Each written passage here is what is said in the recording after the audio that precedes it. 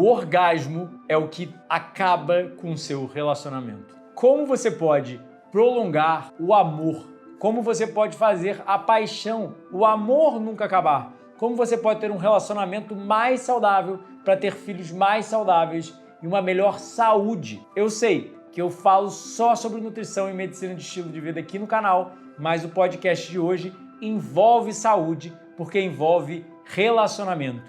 E relacionamentos saudáveis prolongam a saúde, o tempo de vida da pessoa e melhoram nossa experiência de vida em todas as perspectivas possíveis. Então vamos aprender mais hoje sobre o carezza, carícia do italiano, a técnica que faz você não desgastar o seu relacionamento, não permitir que o amor morra e mantenha a chama acesa por enquanto vocês estiverem vivos. Vamos aprender mais de como o orgasmo é a força que, infelizmente, criada pela natureza, inerente na nossa biologia, desgasta o relacionamento e faz a gente começar a brigar e se distanciar do nosso parceiro. Fica até o final, que tem muita ciência, muita coisa interessante para aprender.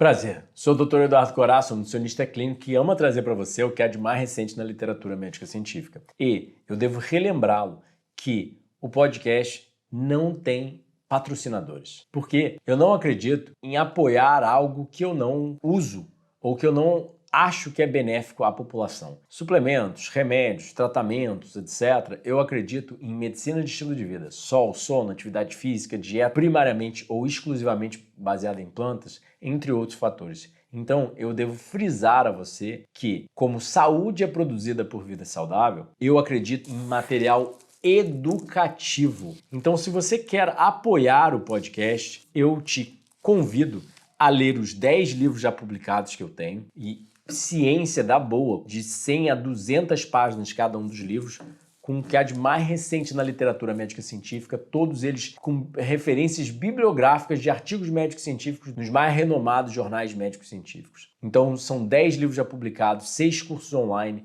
retiros presenciais sempre janeiro, fevereiro e julho e meu atendimento nutricional presencial e online. Então, se você quer apoiar o podcast, você pode se tornar membro do canal e adquirir um desses serviços, porque você vai estar se ajudando as pessoas ao seu redor com conhecimento em medicina de estilo de vida e seu exemplo vivo de mais saúde, assim como nos ajudando a produzir mais conteúdo de qualidade para você e para todo mundo que precisa dessa informação.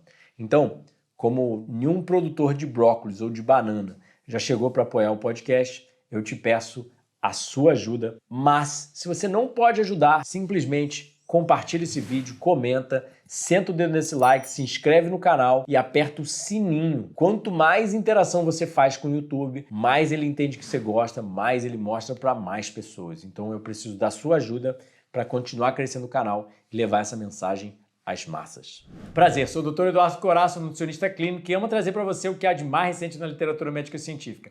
Nada de achismo, nada de ideologia, mas o que está cientificamente publicado, porque eu mesmo tive minha vida salva há quase 20 anos atrás por medicina de estilo de vida higienista. O que é isso? É a importância que praticar devidamente, nas proporções ideais, sol, sono, atividade física, dieta, contato com a natureza, fatores horméticos como crioterapia, sauna, ventilação hipercíclica, entre vários outros mecanismos cientificamente biológicos, cientificamente comprovados, que são inerentes à nossa biologia, ou seja, evoluíram conosco ao longo de milhões de anos e quando a gente pratica, a gente está promovendo a saúde e prevenindo doenças crônicas, aumentando a longevidade e te tornando um ser humano melhor em todos os sentidos. Como eu tive minha vida salva por isso, eu jurei a mim mesmo que eu ia disseminar o conceito de saúde por vida saudável para o planeta. E felizmente, estou aqui há quase 20 anos, sem nenhuma dor de garganta, um espirro, uma tosse, a prova viva de que saúde por vida saudável funciona. E que voltar à natureza é, na verdade, reduzir ou até mesmo cortar suas necessidades por remédios, planos de saúde, tratamentos, médicos e qualquer coisa cara. Eu, particularmente, estou há quase 20 anos sem plano de saúde, sem ficar doente, sem precisar de remédios, suplementos ou qualquer coisa cara. Só meu livre-arbítrio de escolher diariamente bons hábitos de vida me levam a ter uma saúde blindada e um funcionamento fisiológico muito acima da norma. Está sempre extremamente saudável, funcional, funcionando a nível neurológico, muscular, imune, tudo otimizado. Então é isso que eu quero compartilhar com você. Como ser mais saudável. E há quase 15 anos atrás eu vi o conceito de careza e li o livro The Cupid's Poisoned Arrow, de dois psicólogos famosos americanos que mostravam um conceito muito interessante, que na verdade civilizações anciãs já sabiam o que causava o desgaste do relacionamento. E eu falei, cara, isso faz sentido, e comecei a ler sobre o assunto. E, na época, obviamente, eu não tinha todos os dados científicos, nem só sobre o assunto, mas principalmente de como relacionamentos influenciam nossa saúde. Para você ter noção, ser solitário é pior do que a obesidade para doenças crônicas e o tempo de vida. Ou seja, ser solitário inflama. Quando você não tem seres humanos, pessoas por perto, uma socialização, você está mais inflamado, que aumenta a incidência de todo tipo de doença crônica. Então, quando eu comecei a perceber que pessoas em casamentos saudáveis viviam mais e com menos doenças crônicas, e isso é o auge da saúde, porque, sinceramente, não dá para ser saudável sozinho. Nenhum homem é uma ilha, como aquele ditado antigo falava. Nós precisamos de convívio social e as próprias zonas azuis, se você não conhece elas, sugiro ver aqui no canal, vou botar vídeo aqui na descrição e nos cards sobre as civilizações das zonas azuis. Tem até documentário na Netflix sobre elas. São as civilizações que vivem até os 100 anos de idade ou mais. Sugiro você assistir aqui no canal os vídeos para você entender quais os mecanismos biológicos que pregam a principal parte na longevidade das zonas azuis, e com certeza um deles é socialização. Então sim, a socialização e um relacionamento saudável é muito importante para a nossa saúde. Mas todo mundo sabe, você está com o seu primeiro amor da sua vida? Você ainda está com a primeira pessoa que você amou, se apaixonou, gostou? Seu primeiro namorado? É muito raro, não é verdade? Existem pessoas que casam com o primeiro amor da vida e estão até hoje. Mas quantas pessoas conseguiram isso? Você sabe a taxa de separações e divórcios no Brasil? Eu acho que a média é 90%, 85% dos casamentos terminam no segundo ano. Ou seja, a taxa de divórcio em 2 anos é de 80%, eu acho. É muito alta. E muitas pessoas não entendem que a saúde influencia drasticamente no relacionamento e o relacionamento influencia drasticamente na saúde. É uma via bidirecional. E por isso hoje a gente vai falar aqui sobre esse conceito de careza, que significa carícia do italiano, que é um conceito fenomenal que pode melhorar a saúde de todos nós e a saúde dos nossos relacionamentos. Porque ninguém gosta quando um relacionamento acaba. Dói, magoa e realmente a gente, quando ama alguém, quer que seja para sempre. Mas acaba sendo para sempre enquanto dura, né? Como o ditado já diz. Porque geralmente quase ninguém consegue manter um relacionamento para sempre. Então vamos lá. Citando Mahatma Gandhi, começando nossa aula, o horror que a literatura anciã via a vã perda de fluido vital, sêmen, não era uma superstição nascida da ignorância. Com certeza é um crime para um homem jogar fora sua mais preciosa possessão. Então, careza significa carícia, nomeado pela médica obstetra Alice Bunker, a qual acreditava que para fortalecer o casamento, a contenção masculina e feminina precisava ser praticada. É uma prática milenar que já teve outros nomes como Tantra branco, arcano, etc. Era defendido por diversas civilizações como os indianos tântricos, os taoístas chineses, cristãos no início do cristianismo e até mesmo os filósofos da Grécia Antiga. Homens e mulheres podem enjoar um dos outros, mas o que leva ao desgaste e à separação? E como não desgastar e enjoar? Nos primeiros meses é tudo uma alegria, tudo uma felicidade, e com os anos, com o tempo, com os meses que vão passando, as briguinhas vão vindo, a habituação vai vindo e cada vez mais um distanciamento emocional vai acontecendo, né? Então, será mesmo que o careza é, como eles alegavam, uma elevação espiritual e um amor eterno? Então vamos começar a analisar os dados científicos para entender toda essa flecha envenenada do Cupido, que é o nome do livro The Cupid's Poisoned Arrow, que foi da onde eu aprendi muito e acabei fazendo um capítulo inteiro do meu livro Veganismo para Mães, Pais e Bebês, alimentação higienista, porque realmente no livro eu lido sobre nutrição materno-infantil, mas lido sobre toxinas ambientais, sobre epigenética transgeracional, ou seja, o que a gente está fazendo agora aqui ao longo da nossa vida influencia a nossa prole, influencia até 3 gerações depois, ou seja, é um feedback loop. Isso que é a evolução. Um primata lá na selva foi comendo fruta, foi comendo fruta, foi comendo fruta. A cada geração, o coquetel químico da fruta é evoluindo o cérebro e tornando o nosso cérebro tão inteligente quanto é hoje. E as características de evolução levam dezenas de milhares de anos para realmente acontecer. Que é isso, um feedback loop transgeracional. Ou seja, a cada geração vai fazendo um pouquinho, vai mudando um pouquinho, vai mudando um pouquinho, mudando um pouquinho. Os genes, o DNA vai se adequando até ter uma alteração anatômica, fisiológica, bioquímica, genética, endócrina e por aí vai, né? Então no livro eu também lido, além de nutrição materno-infantil, todas essas questões, suplementação, mas também lido sobre como melhorar o seu sistema reprodutor, ou seja, como ter mais prazer no... Muita gente não sabe que, por exemplo, mulheres pré-diabéticas têm dificuldade de alcançar o orgasmo, têm menor prazer, menor tumescência da vagina, entre vários outros parâmetros fisiológicos que mostram que ela está excitada, tendo libido alta, né? Então, além desse capítulo sobre como melhorar o seu sistema reprodutor, tem um capítulo também dedicado ao careza e todo o conceito. Sugiro fortemente o livro. É um dos nossos livros menos vendidos, mas, na minha humilde opinião, um dos nossos livros mais interessantes, tá? Mas todo mundo, quando vê a capa, pensa, eu não vou ter bebê, então não tem para que ler. Não diria que é bem assim. Então, vamos lá. Relacionamentos românticos de qualidade pobre aumentam o risco de problemas de saúde. Inflamação sistêmica elevada é um dos mecanismos promissores que leva a essa inflamação sistêmica. E a inflamação sistêmica aumenta o risco de morte prematura por todas as causas, diabetes tipo 2, síndrome metabólica e doenças neurodegenerativas.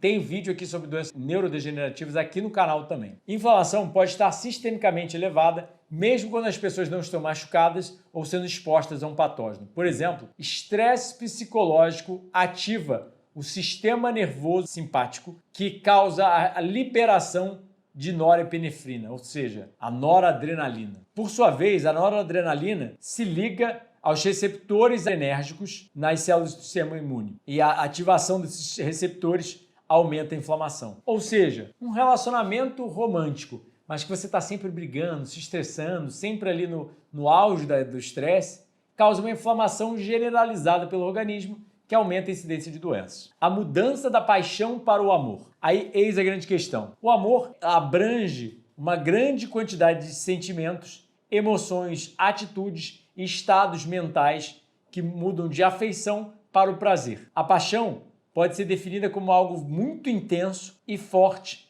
por uma pessoa ou algo. Então a gente sabe que tem duas diferenças, né? A gente sabe que existem duas coisas. E a gente, a nível científico, chama a paixão de os neuroquímicos da lua de mel. Porque realmente, como a gente está na lua de mel, está aquela coisa muito intensa, mas esses neuroquímicos só duram por 2 anos, enquanto o amor dura para sempre. Porque o amor é baseado não nesses neuroquímicos, mas no hormônio chamado ocitocina. Ou seja, quando a gente conhece o parceiro, se apaixona, os neuroquímicos da lua de mel são secretados e só duram 2 anos no máximo. Por isso que a paixão acaba, mas o amor continua para sempre, como já dizem. No final das contas, todo mundo já teve um relacionamento que já bateu ali mais ou menos 2 anos.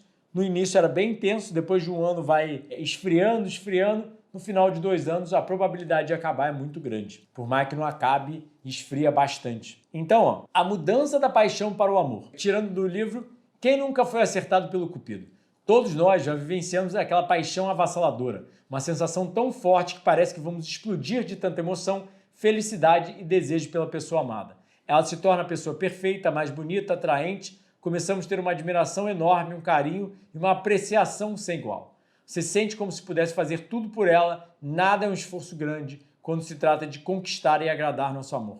Entretanto, após os primeiros meses e muita intimidade, aquela sensação vai sendo levemente reduzida até que depois de um bom tempo de convívio frequente, a intensidade avassaladora daquela coisa que denominamos paixão vai gradativamente diminuindo e dando espaço para algo que chamamos de amor. Um sentimento mais brando, sólido e um tanto quanto indescritível. São diferentes mudanças em nossa bioquímica que levam a essas diferentes sensações e o tempo que elas duram. Ao se casar, nenhum homem deveria se prostituir.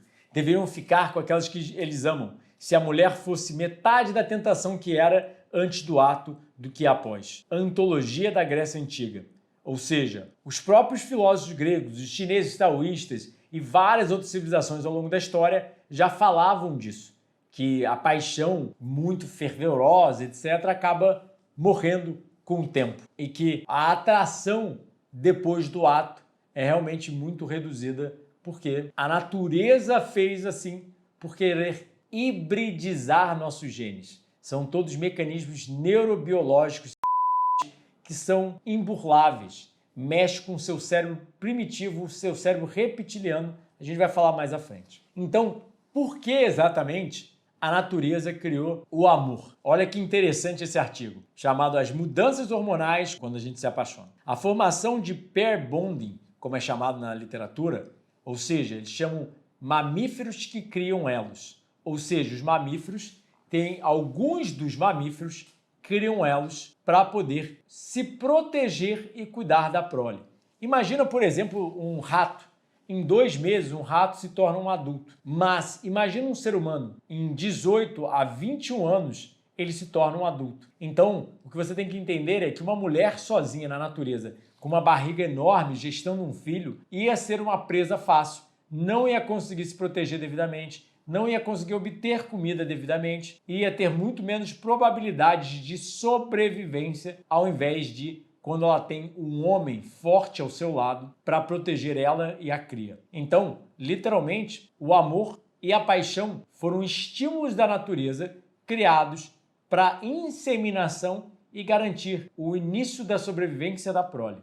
Sim, por isso que a paixão dura mais ou menos uns 2 anos e na natureza até mesmo casais duram mais ou menos 4 a 5 anos. Por quê? Nos primeiros anos de vida ali, enquanto a mulher está grávida também, o pai está do lado da mãe e do filho, protegendo ambos para aumentar a sobrevivência. Ou seja, essa criação de elo que vem pelo amor e pela paixão aumenta a probabilidade de gerar um bebê, né? Porque você está fazendo você está muito motivado ali de interagir com a pessoa constantemente, ficar grudadinho, mas também fornece um ambiente seguro e estável onde um novo bebê pode receber suficiente cuidado para se tornar maduro e ser capaz de sobreviver sozinho. Olha que interessante. Se apaixonar provoca mudanças hormonais transientes, momentâneas, que são específicas ao...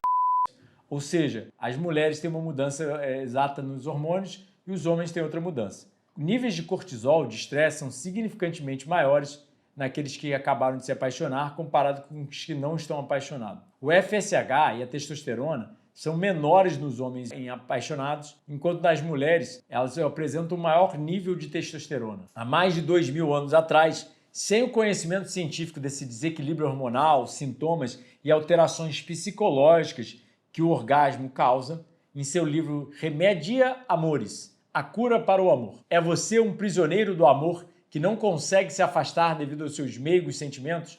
Vá, curta sua mulher se entregando completamente noite e dia.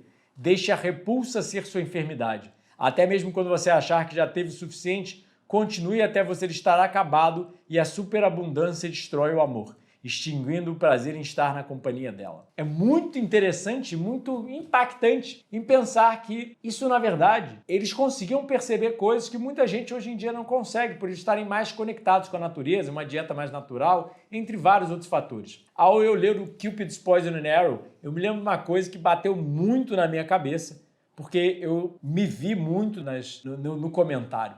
Porque ao longo do livro tem vários comentários, tinha um comentário de um homem falando: eu sempre ouvi meu pai, e meu pai falava para eu dar o máximo de orgasmos para minhas parceiras, para eu satisfazer elas bastante. E agora, pensando bem e olhando para trás dos meus relacionamentos, todas as mulheres que eu tive mais orgasmos, tive mais são as que me odeiam até hoje. Todas que eu tive menos são as que são minhas amigas até hoje. E no final das contas, eu olhei para trás e falei, olhei para os meus próprios relacionamentos, e todos os relacionamentos mais passionais, mais eram os que tinham mais desgaste no final. Começavam muito mais intensos e ao mesmo tempo terminavam muito mais intensos em termos de brigas. E realmente faz muito sentido isso E, infelizmente, de acordo com o que a gente acredita, ao contrário, né? A gente sempre acredita, quando tem mais paixão, quando tem mais amor, etc., vai ser uma coisa mais suave, mas acaba sendo as maiores brigas e as maiores separações, né? Infelizmente. E aí, a gente tem que realmente analisar o quanto na natureza, quantos animais são monogâmicos e quantos animais são poligâmicos. E, na verdade, muita gente não sabe, mas 97% da natureza é poligâmica, ou seja, quase todas as espécies da natureza não ficam apaixonados e se prendem a um só parceiro. Mas 3% da natureza é monógama, ou seja, só tem um parceiro. Mas, tem sempre um porém, né? Como os cientistas chamam, são monógamos sociais, ou seja, por trás do parceiro pode trair, mas na frente do parceiro, com o parceiro, é fiel e cria um elo de relacionamento. Vivemos e crescemos em uma sociedade que, por milhares de anos de influência da igreja, se baseou na visão do casamento apenas com seu parceiro. Entretanto, sabemos que praticamente nenhum mamífero é monogâmico realmente. Os que são considerados dão escapadas quando não podem ser vistos. E para piorar, apenas 3% dos mamíferos formam casais. Nossos parentes mais próximos, os primatas antropóides, estão entre eles. Ou seja, os primatas antropóides formam casais. Mas, como a gente já viu, na sociedade humana, o adultério pode acontecer. Então, o que é muito interessante que os cientistas têm mostrado é que a monogamia é uma questão hormonal desenvolvida ao longo da evolução com ênfase na prole. Ou seja, ela é focada para proteger a prole. A natureza, infelizmente, não liga para os nossos sentimentos. As toupeiras monogâmicas, as prairie voles, têm até mesmo maiores quantidades de receptores para os hormônios que induzem a formação do par e a monogamia do que as toupeiras poligâmicas, as mountain voles, ou seja, os nomes científicos para toupeiras que são monogâmicas e uma outra espécie de toupeiras que não é monogâmica, né? Não adianta só ter o hormônio em grandes quantidades, você precisa também de receptores na membrana das células para que o hormônio possa se encaixar e passar sua mensagem. Então, todos nós já ouvimos falar da ocitocina, do hormônio do amor. E ela é secretada por várias questões. A mulher, por exemplo, quando está grávida, secretar leite, durante o parto, tem várias questões onde a ocitocina é secretada. Mas, principalmente, ela é famosa por ser o hormônio do amor. E ela, sim, é secretada, no caso de casais, com toque, beijo, olho no olho, conversas mais românticas e íntimas. Só de estar junto com seu parceiro, você vai criando um elo emocional, não só psicológico, mas hormonal. E por isso que quando a gente briga, todo mundo já acabou com um relacionamento, etc. Você sabe que você tem que acabar porque realmente está ruim, etc. Mas, ao mesmo tempo, você sente muita saudade da pessoa. 2, 3 meses depois do término do relacionamento, você ainda sente vontade de estar com ela, mas você pode, às vezes, se segurar e falar que não vale a pena. Então, os receptores de ocitocina no núcleus accumbens, ou seja, numa parte do cérebro, promove comportamento aloparental, quando a pessoa cuida de uma criança que não é dela, né? Ou seja, às vezes até um animal também, né? E preferência por formação de parceria nas prairie voles fêmeas, nesse tipo de topeira que forma elas. Dentro do núcleus accumbens, existe uma variação individual nos receptores de ocitocina em virgens jovens e fêmeas adultas, com uma alta densidade de receptores de ocitocinas no núcleus accumbens, mostra uma elevada propensidade a engajar comportamento aloparental, ou seja, às vezes até mesmo de animal para animal, de ser humano para ser humano, varia a quantidade de hormônio e de receptores. Minha humilde opinião, e depois de escrever o Veganismo para Mães, Pais e Bebês, os mecanismos de processamento de emoções também dependem da saúde. Como eu fiz uma pesquisa bem extensa para o livro, mostrando questões importantes da formação neurológica e psicológica de crianças, por exemplo, uma criança que cresce num orfanato ou cresce com estresse materno, depressão materna, na verdade, tem vários prejuízos no mecanismos de processamento de emoções, como o tamanho da amígdala, questões hormonais como a vasopressina e a ocitocina, e o córtex frontal, ou seja, a parte da frente do cérebro que é responsável por processamento de emoções, pode ser atrofiado, o tamanho da amígdala é aumentado e esses hormônios também alterados. E aí a criança se torna mais antissocial, resposta normal ao estresse, aquela pessoa que você mal toca nela, ela já tá, meu Deus, brigando, estourada, muito nervosa, comportamento mais agressivo, menos capacidade de socialização. Vários fatores são prejudicados, não só no presente momento enquanto ela é uma criança, mas na fase adulta. E aí você briga com a pessoa, ela é muito brigona, ela é muito difícil de lidar, e você acha que isso é por acaso, mas não. Provavelmente ela teve uma infância difícil, com uma mãe depressiva, extremamente estressada, passando problemas emocionais, ou até mesmo não teve carinho dos pais. Como eu mostro num artigo aqui no livro O Veganismo para Mães, Pais e Bebês, ratos que sofrem de privação materna, ou seja, eles pegam vários ratos em laboratório, em gaiolas, botam um grupo de ratos para ter o contato com a mãe, ou seja, tem contato pele com pele, ali a mãe do lado, e um outro grupo que eles não têm a mãe, ou seja, os ratos crescem sem mãe nenhuma, sem aquele contato materno. Os ratos que crescem sem contato materno têm essas alterações no córtex frontal, no tamanho da amígdala, etc. E tem alterações da microbiota intestinal que levam ao mau processamento de emoções, ou seja, a criança é mais doente emocionalmente e psicologicamente falando. E aí, às vezes, a gente acha que um parceiro é menos ligado, menos emocional ou é muito frio, né? Como a gente sabe, por exemplo, que várias psicopatologias, por exemplo, elas podem não sentir empatia. Ou seja, eles pegam uma psicopatia como borderline, entre várias outras, em laboratório e medem o cérebro da pessoa. O cérebro da pessoa, comparado ao cérebro de uma pessoa saudável, ela não consegue ligar regiões do cérebro que são responsáveis por sentir empatia. Isso é muito importante, pessoal, a gente entender isso. Que a gente, às vezes, fica bravo com a pessoa sem entender que, infelizmente, não é ela, mas o cérebro dela. Uma má formação emocional na infância. Falta de carinho, falta de um ambiente familiar. Então, eu acredito, sinceramente, que um relacionamento saudável é muito mais fácil com uma pessoa saudável que teve uma infância saudável, né? Isso vai mudar muito os mecanismos biológicos de processamento de emoções e de socialização da pessoa. Mas aí a gente precisa falar também sobre o efeito Coolidge. E você pode ver a foto aqui do Coolidge junto com esse slide, mas o Coolidge, na verdade, foi um presidente americano que ficou uma história muito famosa com ele, e aí ela hoje em dia já foi reproduzida a nível científico, virou estudos em termos de biologia e foi comprovado o que ele falou a nível biológico. O que aconteceu no caso do Coolidge? Ele foi passear numa fazenda com a mulher dele. E ele foi para um lado, a mulher dele foi para o outro. E aí a mulher dele passou pelo galinheiro e viu o galo várias vezes ao dia, né? Não só uma vez, mas várias vezes. Aí ela perguntou pro fazendeiro, ué, o galo faz assim tanto?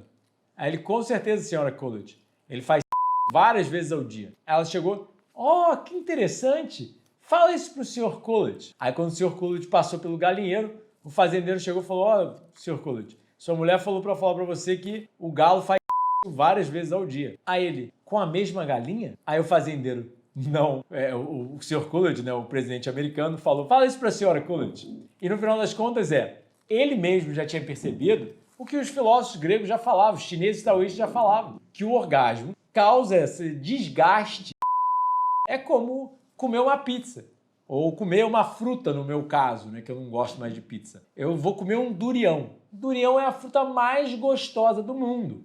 É muito gostoso. Pode chegar a R$100 o quilo na Malásia, que é da onde sai o durião, o Musang King, né, a variedade.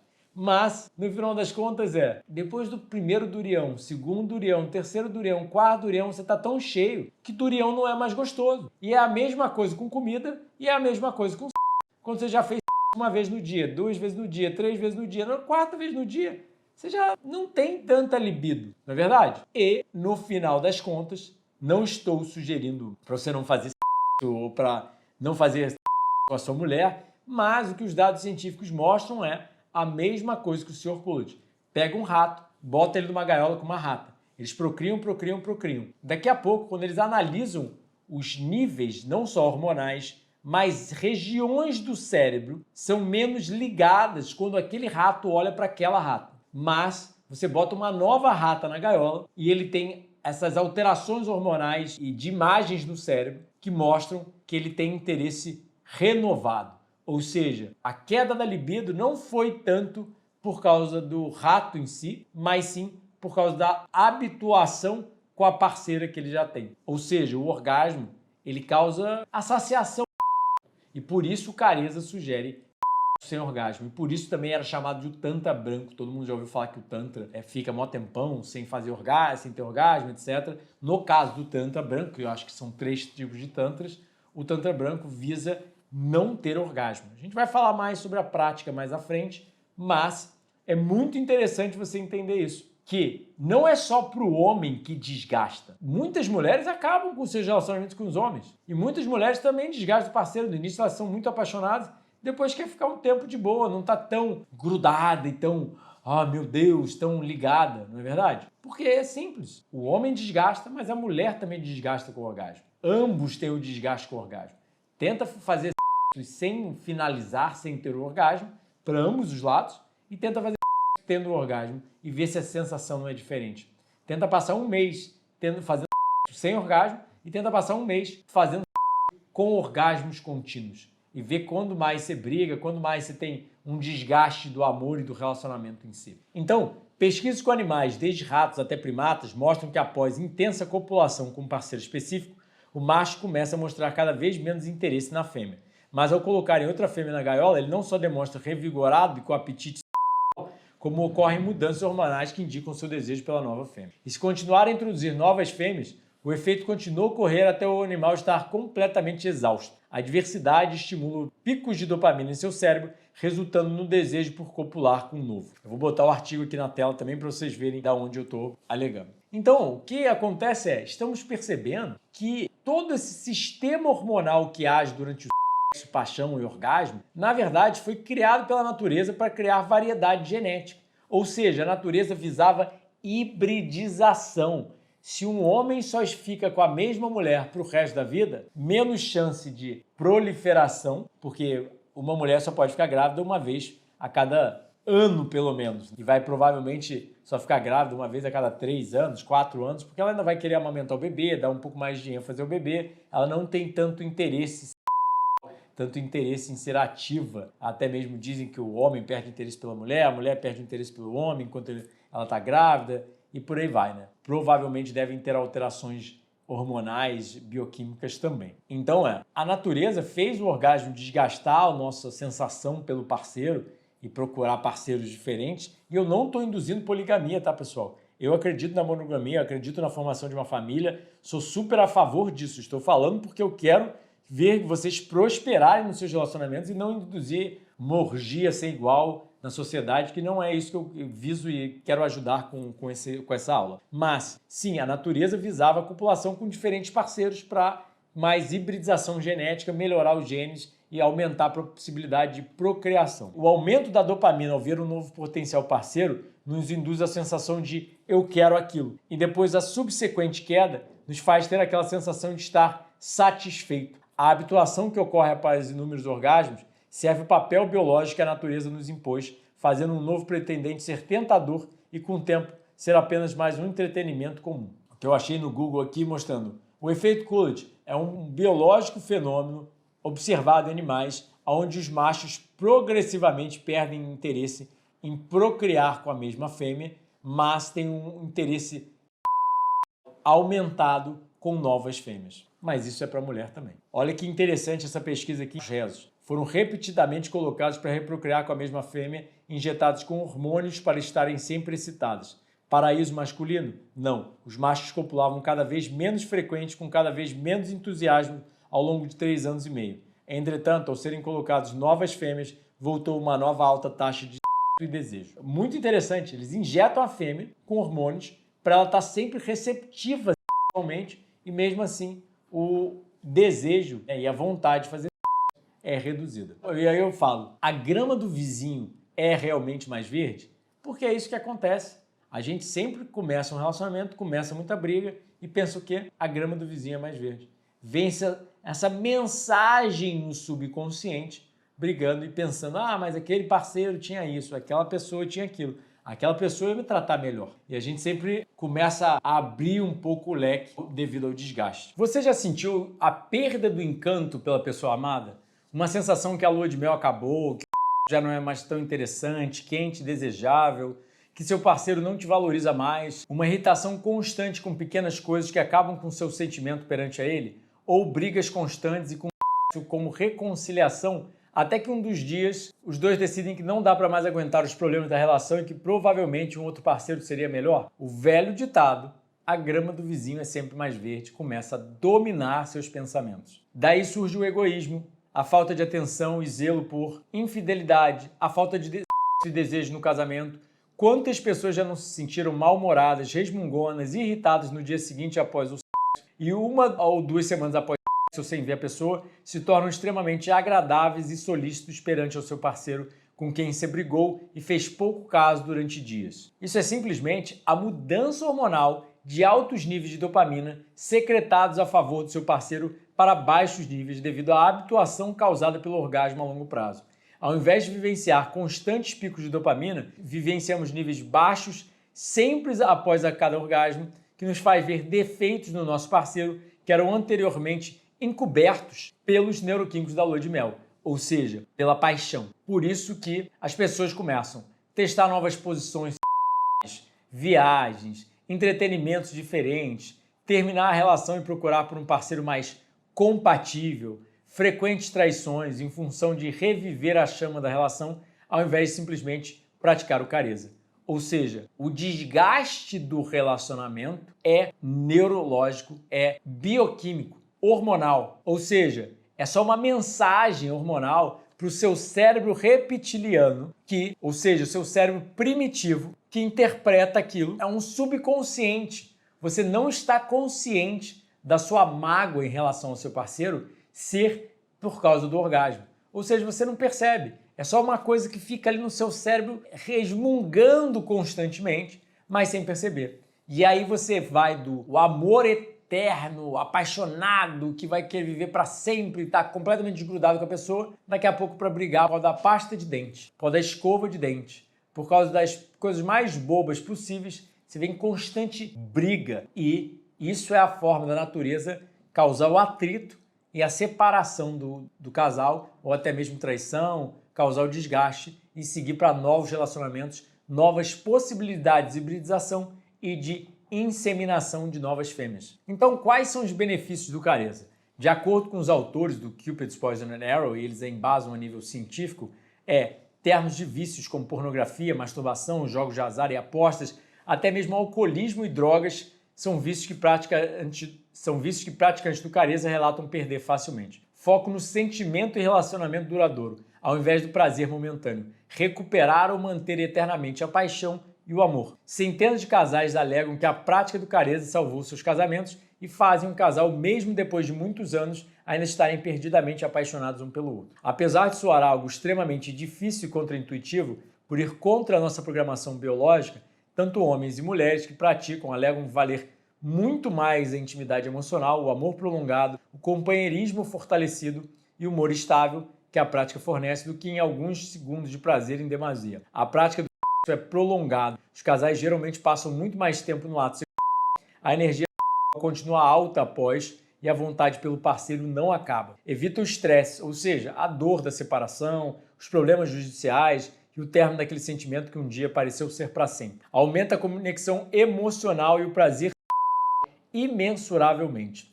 Eu posso alegar, já fiquei algumas semanas praticando careza em diferentes relacionamentos. Acho uma coisa difícil a ser praticada a longo prazo, sim. Tanto os dois têm que entender, né? O parceiro e a parceira têm que entender, têm que estar dispostos a praticarem, mas realmente impacta demasiadamente. Você fica muito mais alegre, calmo com a pessoa, com vontade de ver ela, com saudade e, obviamente, com muito mais desejo por ela, ou por ele, no caso, né? Se a gente estiver falando de uma mulher. Então, evitar a gravidez da forma mais natural e eficaz possível, retenção seminal. John Noyes e outros proponentes do careza ao longo da história humana, antigamente alegavam que a prática levava também à elevação espiritual.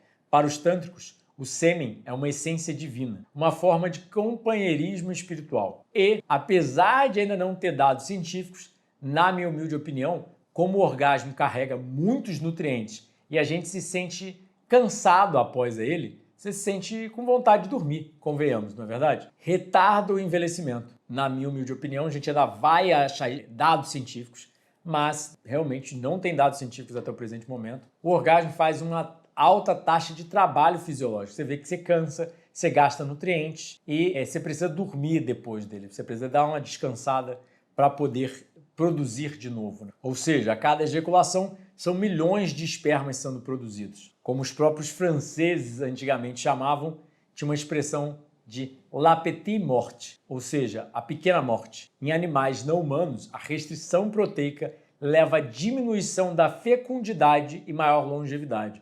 Eu já postei trabalhos científicos aqui no canal, vou pedir para o Murilo botar aqui também, quando eles testam em drosófilas, ou seja, mosquinhas de frutas, entre outros animais, a restrição de metionina reduz a fecundidade e aumenta o tempo de reprodução. Ou seja, é como se o animal se tornasse menos reprodutivo no momento, mas ele consegue reproduzir até a fase final da vida. Como vários repórteres e outros médicos, etc., relataram que civilizações primitivas como os Hunza e Okinawans conseguem fazer e até mesmo filhos aos 100 anos de idade. Mais vitalidade.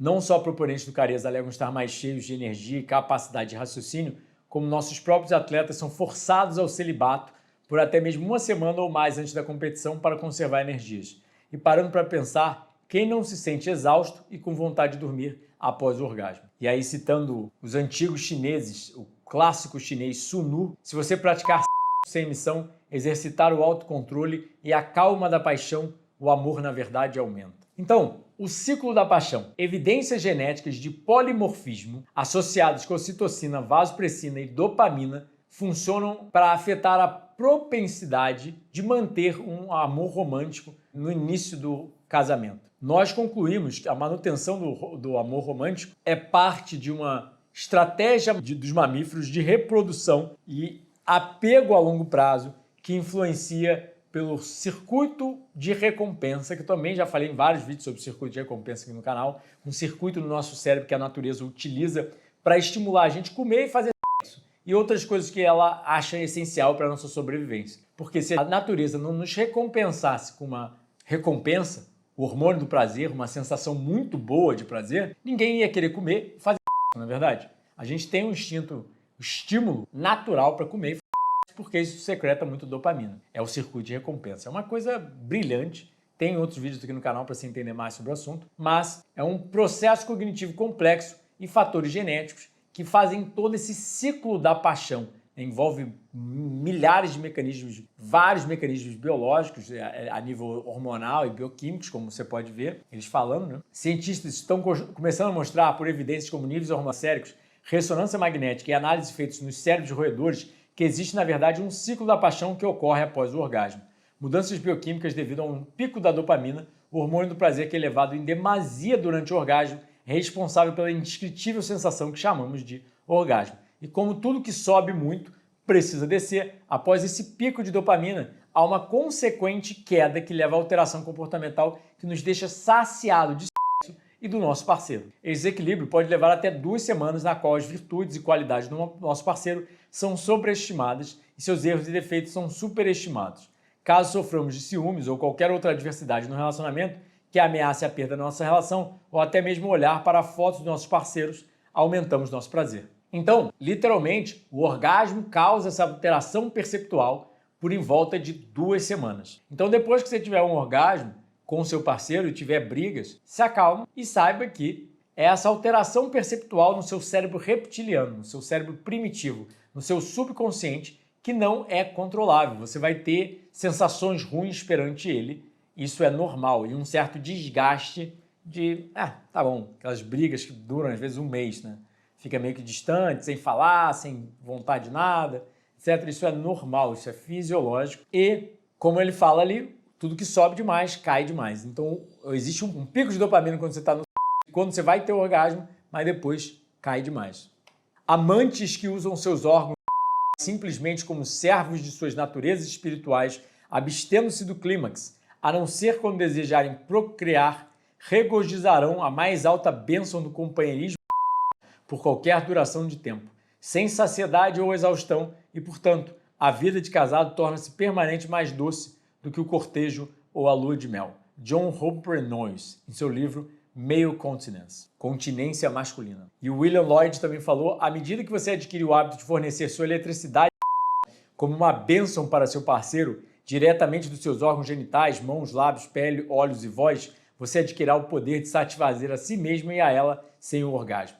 Em breve, não irá mais pensar em autocontrole, porque você não terá desejo pelo orgasmo, nem ela. Então, o Tantra branco, a prática que estimula o sem orgasmo para a manutenção do relacionamento a longo prazo, é o método anticoncepcional mais eficaz possível, que promove um foco no sentimento e no relacionamento duradouro, ao invés do prazer momentâneo. É que nem fumar. Fumar é bom, comer junk food é bom. Mas e a sensação depois disso? A mesma coisa do orgasmo. O orgasmo é a melhor sensação que a gente pode sentir. Mas é aqueles segundos de paladar, segundos de um orgasmo muito forte para 1 a 2 semanas de briga com seu parceiro. Então, como recuperar um pouco dos neuroquímicos da lua de mel? Gestos carinhosos, pequenos bilhetinhos. O casal precisa continuamente tentar mostrar amor e a intimidade. E a intimidade leva ao aumento na produção de ocitocina. Se mantenha curioso, ou seja, nunca acha que você já sabe tudo do seu parceiro. Sempre esteja engajando para conhecer mais dele. Um pouco de mistério estimula o cérebro a produzir mais dopamina. Toque, ou seja, passar mais tempo tocando, leva à liberação da ocitocina, um neuroquímico que promove sensações de segurança e conexão. E, obviamente, aumenta a liberação de ocitocina, assim como a dopamina. E tentar novas coisas juntos, como, por exemplo, praticar um novo esporte, ter um novo hobby.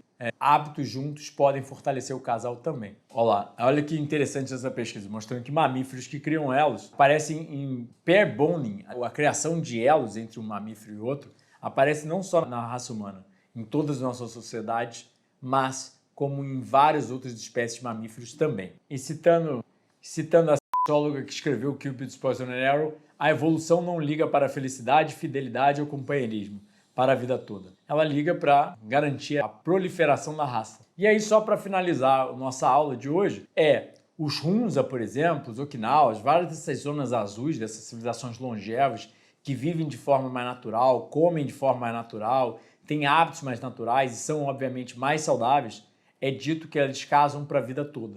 E por que será que eles casam para a vida toda? Por que será que não tem tanta briga e problemas como a modernidade? Eu acho, por exemplo, que as redes sociais é a nova causa também para brigas de relacionamentos. Muitos relacionamentos hoje em dia acabam por causa das redes sociais. Você está ali vendo um cardápio de homens, um cardápio de mulheres, sempre perfeitos, sempre com corpos muito torneados e sempre, obviamente, muito sintéticos. Ou seja, são hormonizados, têm dentes extremamente brancos por causa de lente, tem vários procedimentos estéticos na cara, além dos filtros de Instagram e além dos filtros das vidas das pessoas perfeitas, viajando pelo mundo e curtindo, que obviamente nenhum casal, nenhuma pessoa vai mostrar briga ou problemas usuais. Você só vê vidas perfeitas ali, então é uma receita perfeita para você querer uma vida nova e às vezes trocar de parceiro, alguém te dá uma cantada, você dá uma cantada em alguém, porque você está vendo ali às vezes a garota de biquíni ou o homem de sunga. Então, as possibilidades, as probabilidades acabam sendo mais problemáticas ainda por causa das redes sociais. Então, tirando a questão do desgaste